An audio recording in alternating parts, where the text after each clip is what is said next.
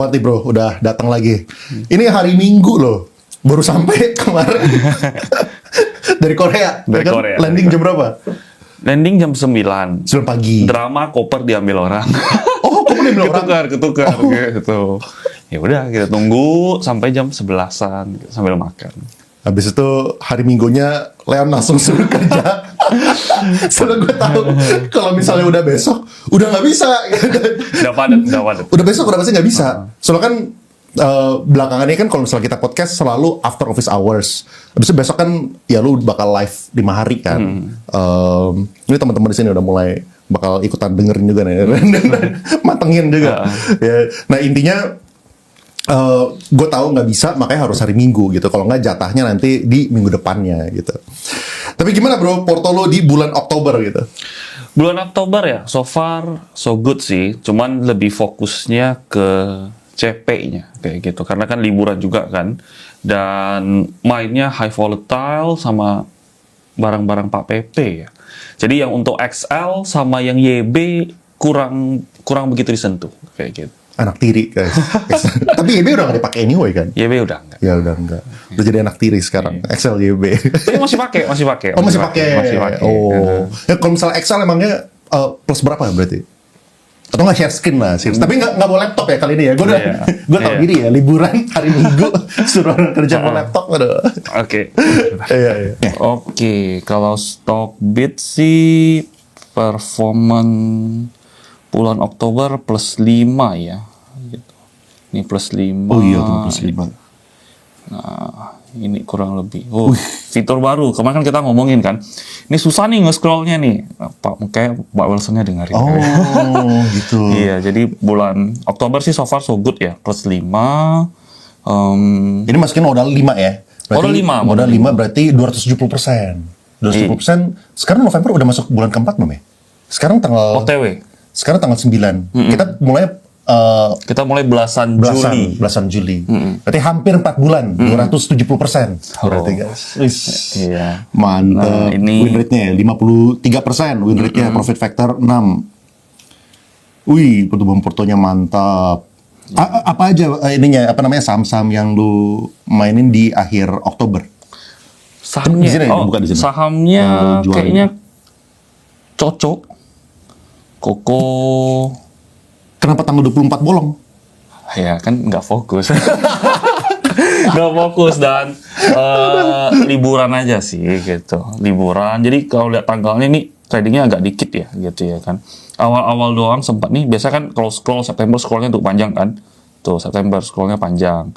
Nih panjang. Cuman kalau untuk bulan Oktober ya agak nggak begitu banyak scroll lah. Gitu. Cuman SCMA mungkin Koko apalagi ya. Ya gitu-gitu aja sih mainnya. Dan yang gede mainnya di CP, main CP. Pak PP, koin itu main di BRMS gitu. Save dulu.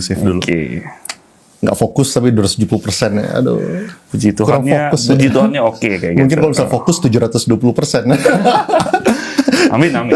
Terus kalau misalnya CP trading volume berapa deh trading volume? Karena lebih fokus ke CP, volumenya itu 3,8. 3,8 T? Iya, 3,8 T. Gitu. Dapat apa nih 3,8 T? CP? Kalau gitu kan kemarin kan Rolex-nya udah disponsorin Andrew kan? Berarti kali ini RM. Soalnya kan budgetnya naik. Amin. Bulan lalu kan 2,7 T ini Rolex ya kan? Kalau misalnya 3,8 T boleh lah upgrade dikit. Oh itu buat Leon juga. Dia mikirin gue baik. Dua. So dia bilang enggak buat ceweknya doang kok. Pengen pakai 2 Oh gitu. iya kiri kanan. Jam berapa? Iya. Sebenarnya kalau misalnya makan kayak gitu ya. Seorang lihat. Nah oke ya. Nanti Andrew tolong bantuin komen juga supaya nanti gue pin. Gue highlight kalau gitu. Kalau bisa stabilo. Tapi kalau misalnya di CP, apakah bulan Oktober ini lebih cuan daripada September? Iya. Justru yang dari market jatuh, karena kayak podcast sebelumnya kan saya bilang, saya cenderung agak khawatir sama market ya kan. Dan di luar dugaan juga tiba-tiba jatuhnya yang Pak PP, ARB segala macam.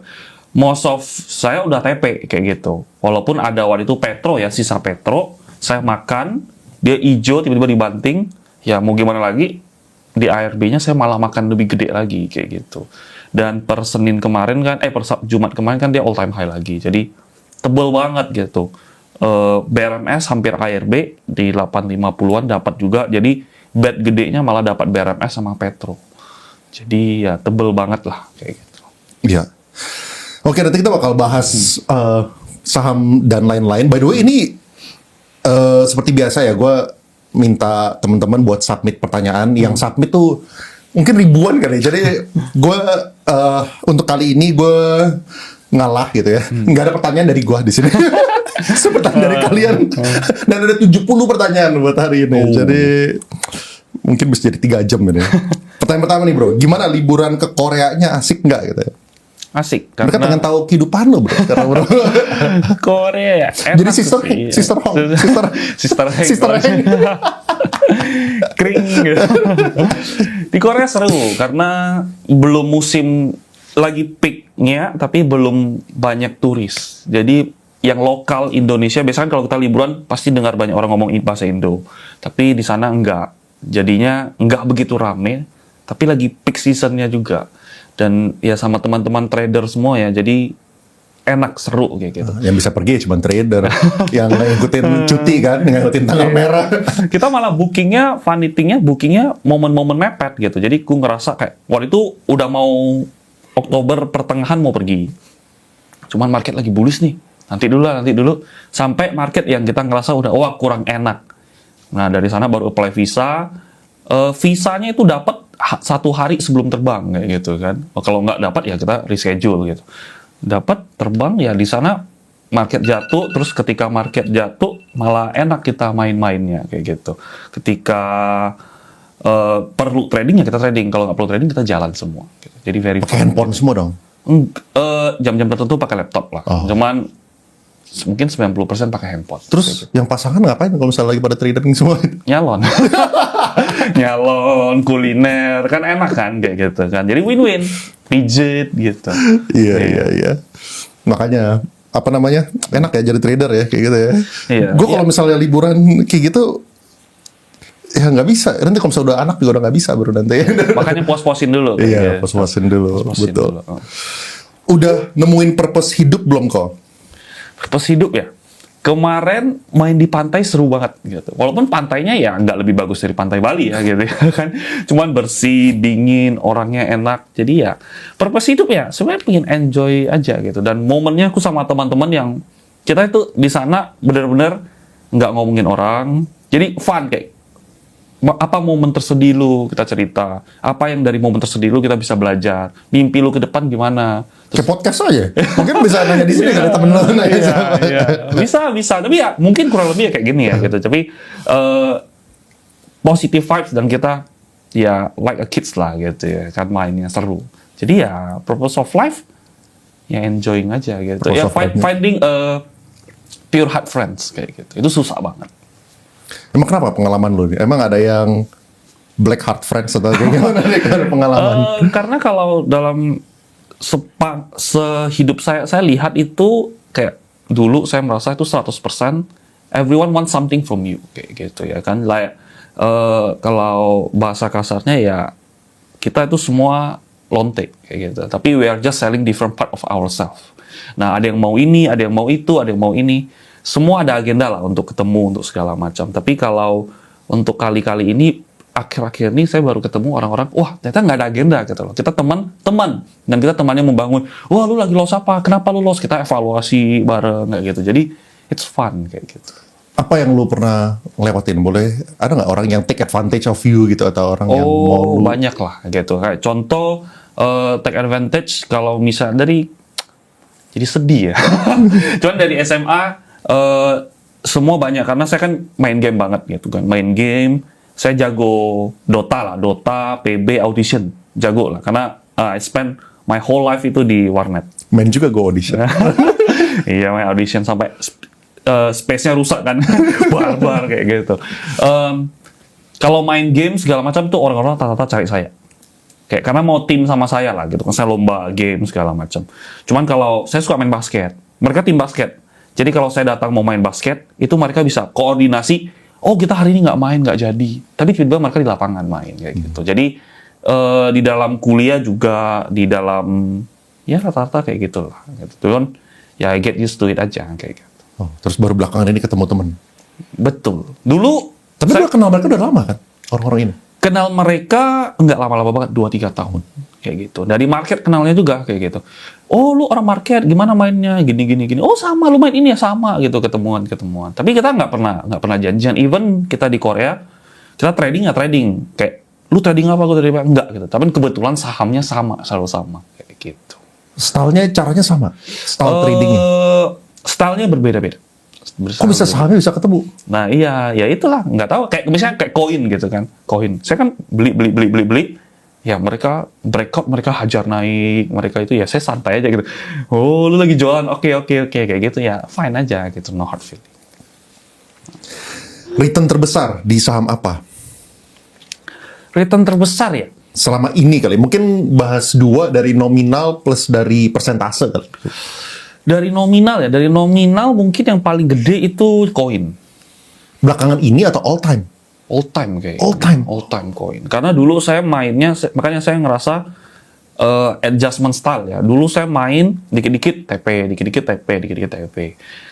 Saya tahu bagus, tapi saya tektokin. Jadi ada salahnya juga. Tapi ya seiring berjalannya waktu tentu kita belajar. Nah, saya tahu bagus, saya hold, dan dia kalau jatuhnya karena retail panik gitu, saya malah tembak lagi lebih gede kayak gitu. Jadi ya koin kayaknya ya. Best performance-ku di tahun ini mungkin yang kita kan share ada YB, ada XL, ada CP, saya kan ada banyak account lagi kayak gitu. Nah, itu semua rata-rata koin kayak gitu. Jadi ya best performance ya di koin.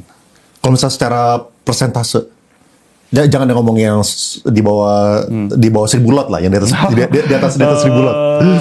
Apa ya presentase ya? Hyperliquid lah. Kalau presentase ya hyperliquid kayak gitu. 10x kan. Untuk trading biasanya pakai PC, laptop, atau cukup pakai handphone? Kalau trading kalau saya itu 90% pakai PC. Pakai laptop lah ya. Nggak ada PC karena untuk kemana aja mobile. Kalau pakai handphone itu lagi di luar sama di Stockbit aja. Kayak gitu. Yang Stockbit yang tadi kita share itu pure pakai handphone. Oh, nggak pakai desktop version? Nggak pakai desktop. Karena emang XL kan dia prioritas utamanya handphone duluan. Jadi desktopnya mengikuti handphone. Jadi handphonenya utama ya kita pakai handphone aja. Emang bedanya apa kalau misalnya lu trading pakai laptop versus handphone? Apakah orang bisa cuan gede kalau misalnya trader itu fokus trading pakai handphone? Kalau untuk main dari handphone bisa. Cuman apakah optimal? Enggak. Karena saya analisanya juga pakai desktop. Karena kan desktop kita tinggal klik lebih cepat. Sedangkan pakai handphone kita butuh slide back, belum lagi ada chat orang ganggu kayak gitu kan.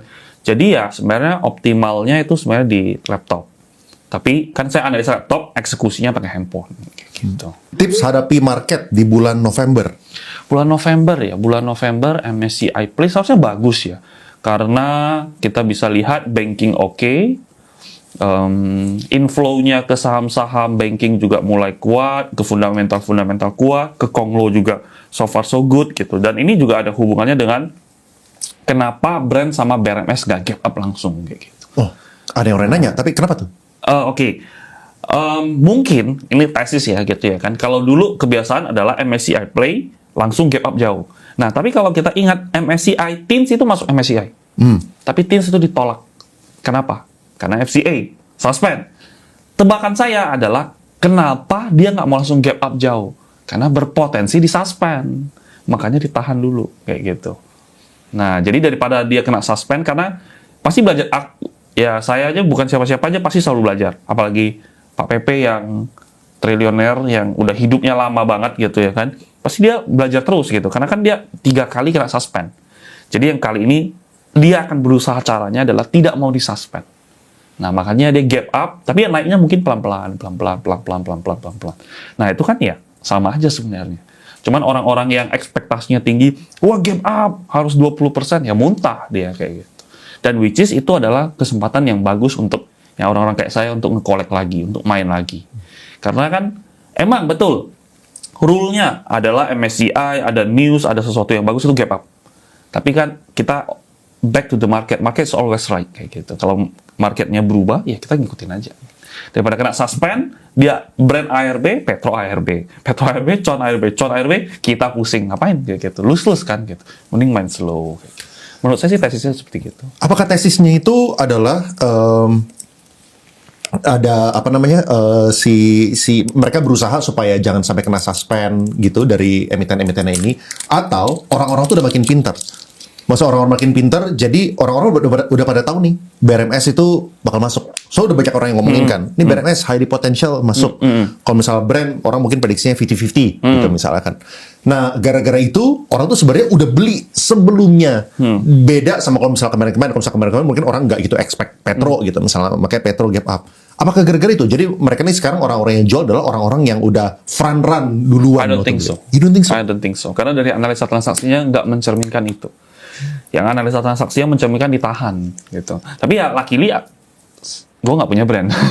Gue punyanya Petro kayak gitu. Karena mungkin orang bisa berpikir, wah brand masuk segala macam gitu. Cuman aku nggak mau bet di brand karena naiknya bisa berapa sih kayak gitu. All time high-nya 12.000, 20% tok gitu. Petro ya belum MSCI. Jadi ini yang akan digadang-gadang. Malahan saya fokusnya di Petro sama BRMS. Belum yang standar maksudnya. Belum, Petro, not even close lah kayak gitu. Jadi kalau brand, kan waktu itu pengumuman baru adalah kalau misalnya PT nggak boleh kayak gitu.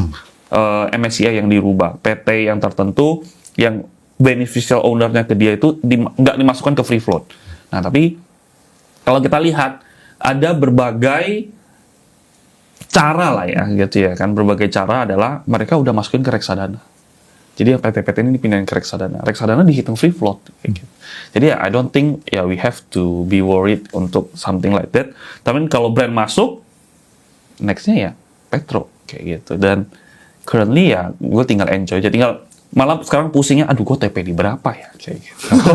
Gue TP nggak nih ya, jadi musingnya kayak gitu. Karena masuknya size-nya gede banget kalau Petro kemarin. Karena ARB nggak ada yang berani ambil, saya ambilin. Walaupun agak deg-deg dikit ya, karena size-nya gede banget dan ARB, it's not my style kayak gitu. Cuman secara hitung-hitungan risk ini masuk kayak gitu.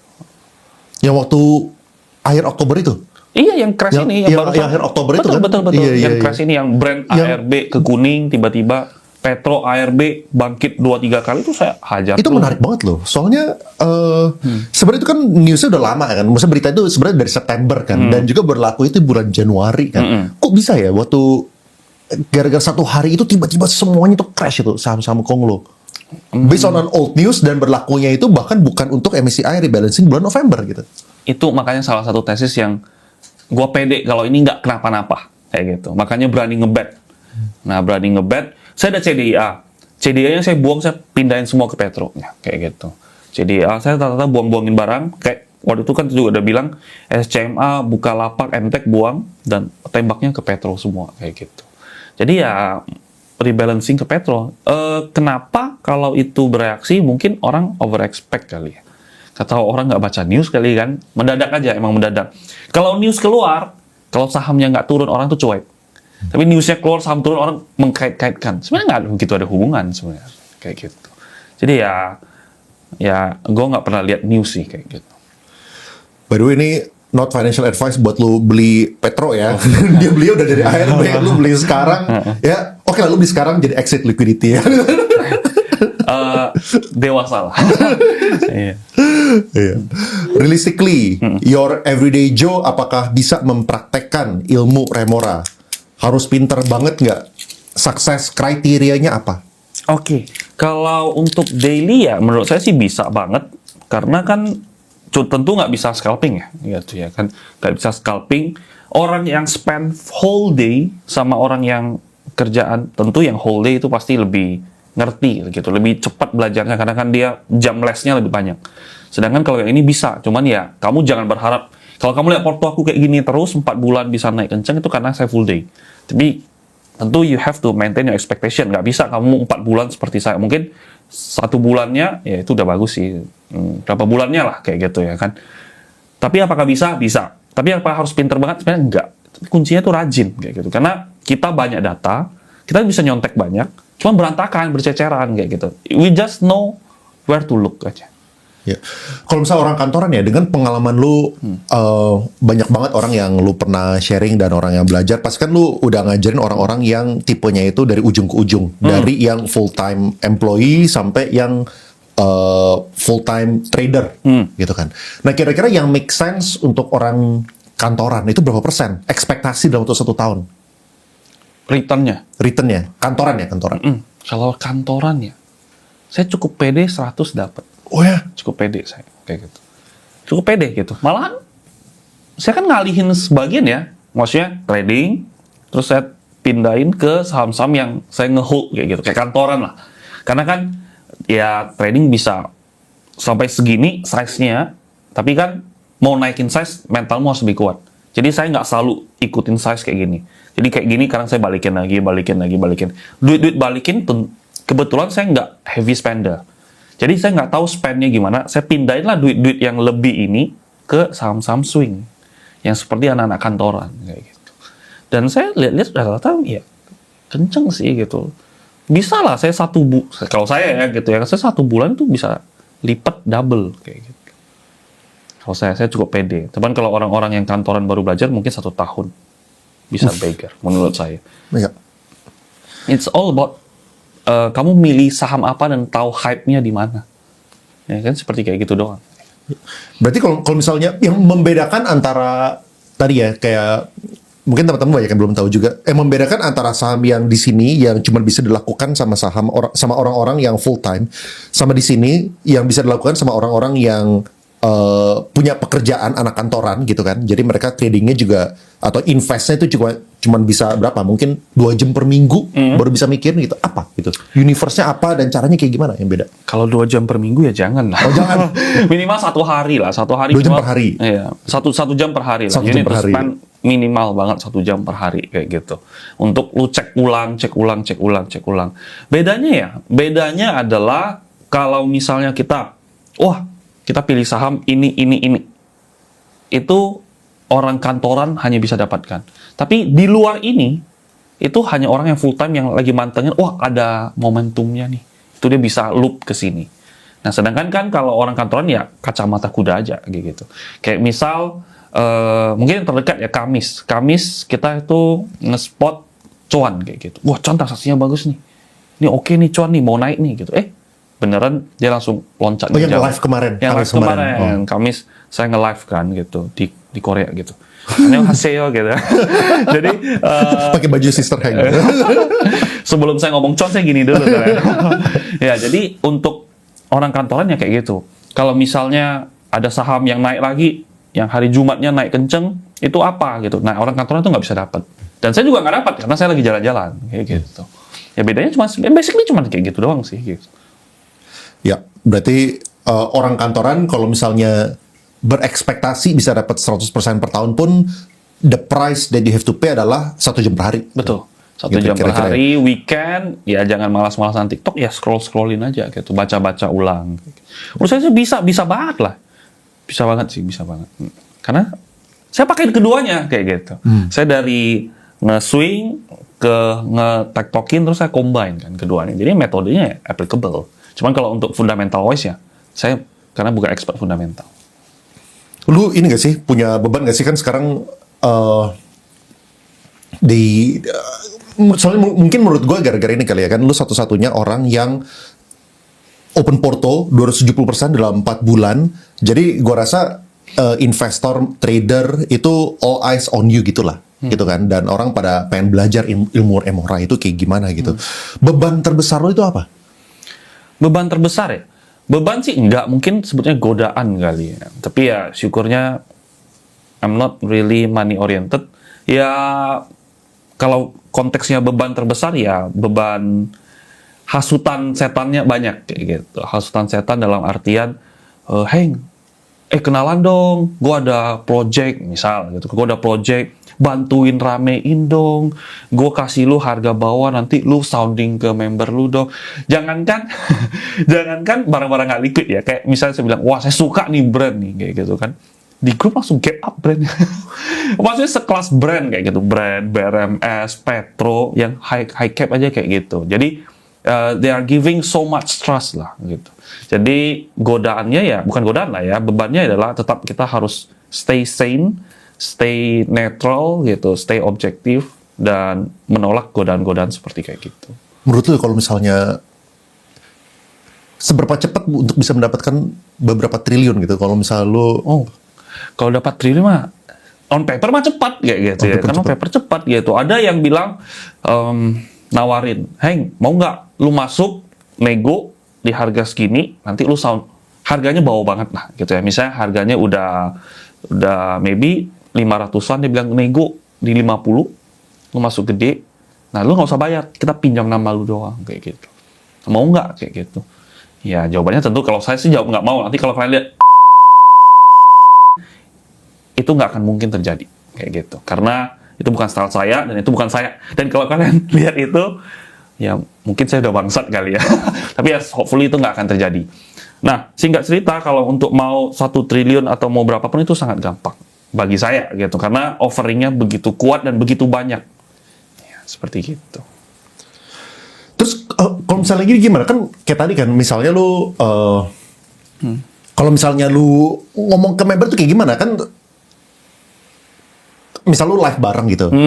Apakah lu tuh kan lu beberapa kali bilang kan, lu kalau udah keburuan naik, habis itu lu juga nggak dapet barang gitu. Apakah itu sebuah komitmen yang lu pegang atau sih? Itu komitmen yang sebelum saya keluar ke publik, saya sudah, ya pasangan saya udah ngingetin terus-terusan gitu ya kan. You need to be like this kayak gitu. Like this-nya itu gimana? Like this-nya adalah prefer kita hidup miskin, prefer hidup kita itu biasa aja, tapi kita itu bangga dengan, kita ngaca gitu, bangga gitu. Wah misalnya one day gitu, papa ini kerja keras gitu, walaupun papa bukan terkaya, tapi papa kerja keras dan kerja jujur. Nah, jadi yang itu prinsip yang ditanamkan terus-terusan. Jadi kalau misalnya saya trading, itu gimana ya, tentu spot, wah ini bagus, saya ngomong, jadi ketika kita beli, average kita nggak akan beda-beda jauh, kayak beda-beda jauh. Even kalau kita loss juga, ya kamu loss, yang saya mention, saya juga loss kayak gitu. You don't have to be worried about that kayak gitu. Jadi ya prinsip utamanya seperti kayak gitu. Apakah lu ada beban kalau misalnya lagi loss gitu, lagi ada drawdown kayak gitu? Kalau loss ya, loss apakah beban? Sebenarnya lebih ke nggak enak hati kayak gitu, karena orang percaya. Cuman kalau beban overall saya nggak ada. Kenapa? Karena it's an honest mistake gitu. Market kan kita nggak bisa benar terus-terusan. Cuman saya sudah hitung alasannya ini. Saya kasih tahu alasannya ini. Saya suka karena ini. Saya kasih tahu semua, jabarin panjang. Kalau misalnya kayak gini ya, kita salah, kita buang kayak gitu. Nah, udah sedemikian rupa. Kalau salah ya udah. We have do our best gitu. We've done our best kayak gitu. Kalau misalnya di luar itu ya, kita mau ngomong apa lagi? Kayak petrol lah, petrol saya beli, dia naik. Itu kan pengumumannya tiba-tiba banget tuh. Tiba-tiba pengumumannya langsung tiba-tiba drop. Ya mau gimana gitu. Orang gimana kok? Bilang sabar dulu. Ini belum ada apa-apa ARB. Go average. Gue nggak biasa average down gitu. Cuman in certain case ya kita harus gitu ya kan. Average down, ya dia naik lagi. Masih oke. Trailing. Ya dia all time high ya. Ya kita kembali happy lagi. Mereka drawdown ya saya kena juga kayak gitu ya. I don't have.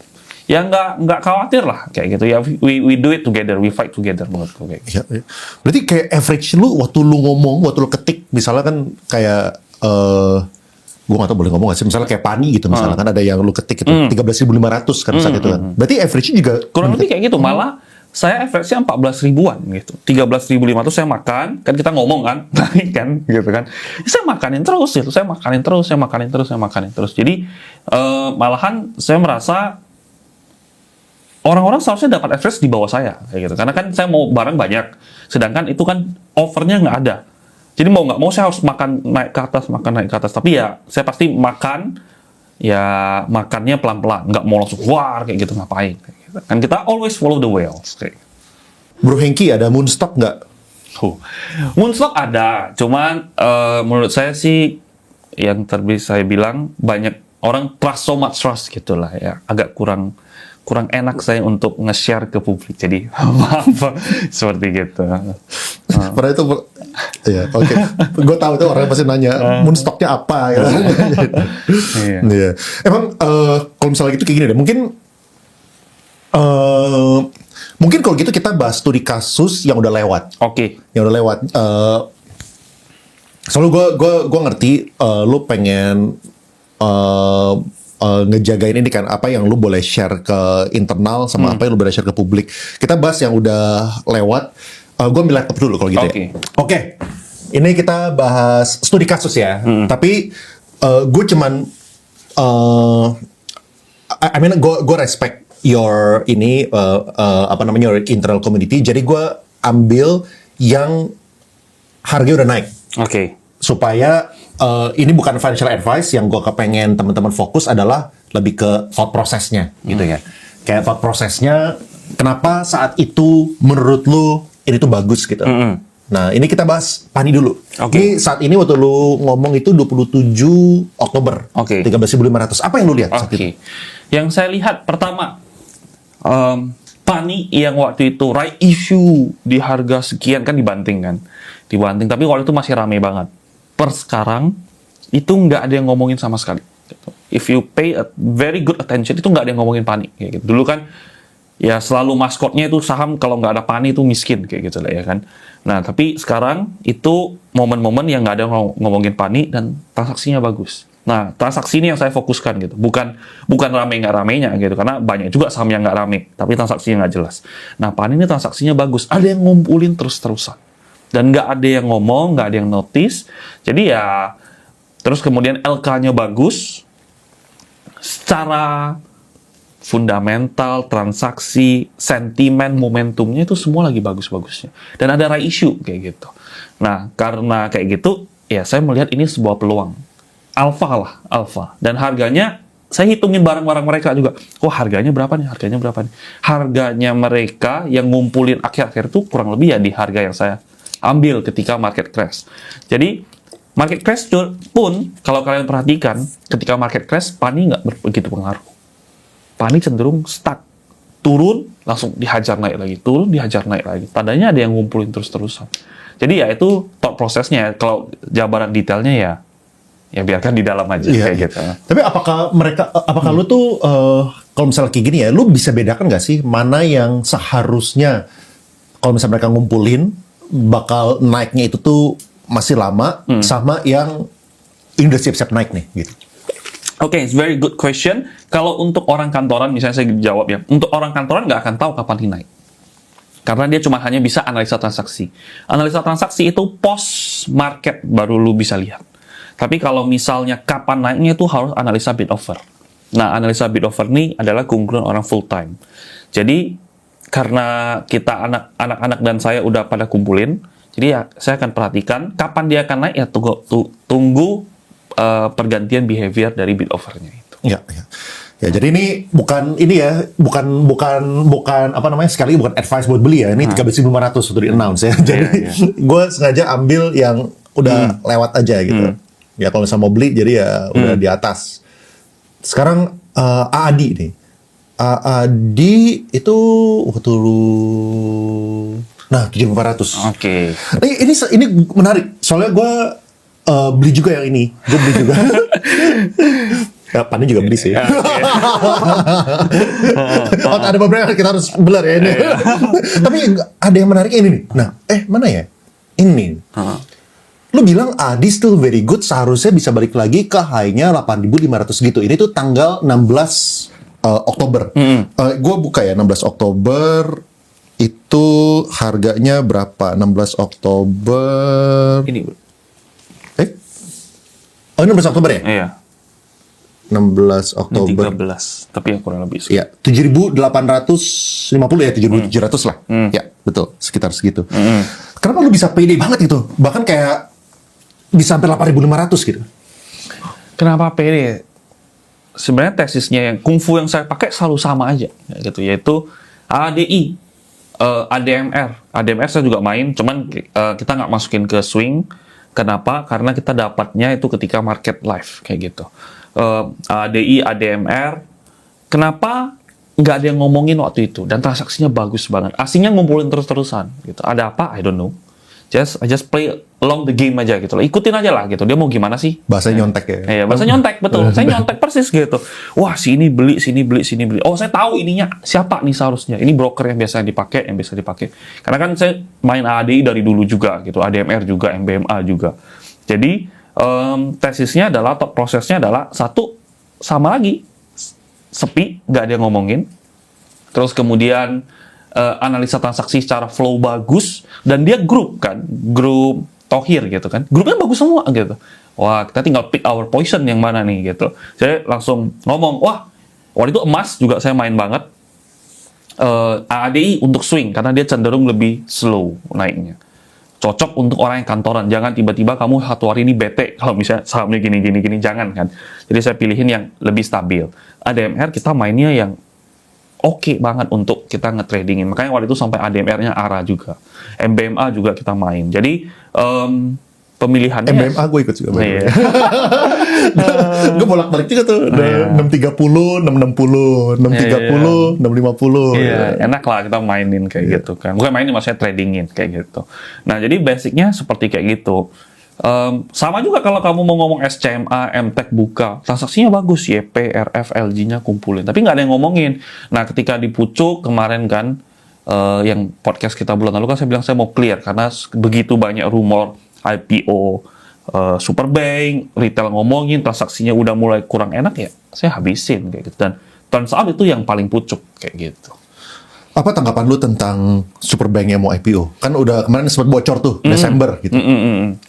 Ya kalau bocoran saya sih nggak ada ya, cuman Nggak tanggapan, maksudnya apakah lu bakal partisipasi? Apakah Kalau saya bukan tipikal orang yang partisipasi IPO kayak gitu, kayak PJHB pun saya tidak partisipasi. Kenapa tidak partisipasi? Karena risk and reward-nya menurut saya nggak masuk. Misal, let's say kita pesan 100 miliar.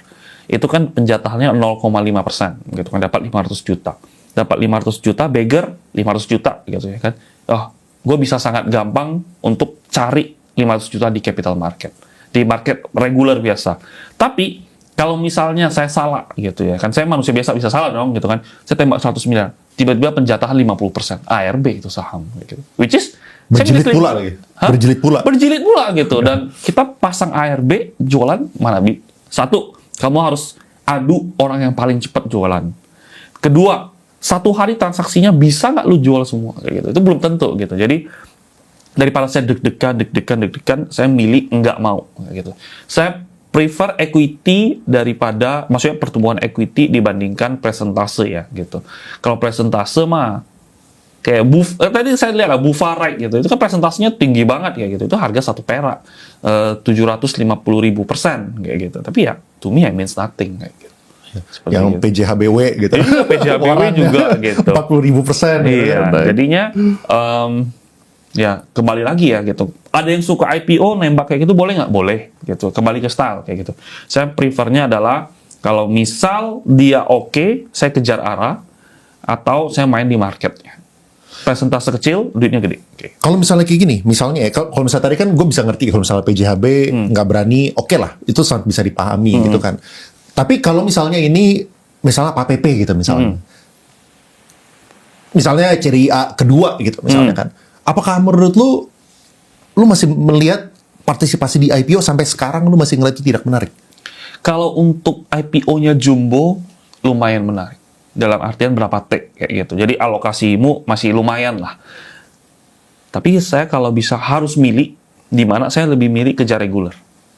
Kalau IPO mungkin saya nembak, kalau amount IPO-nya gede, jadi persentase dapatnya gede, di atas 100 jutanya akan dapat besar.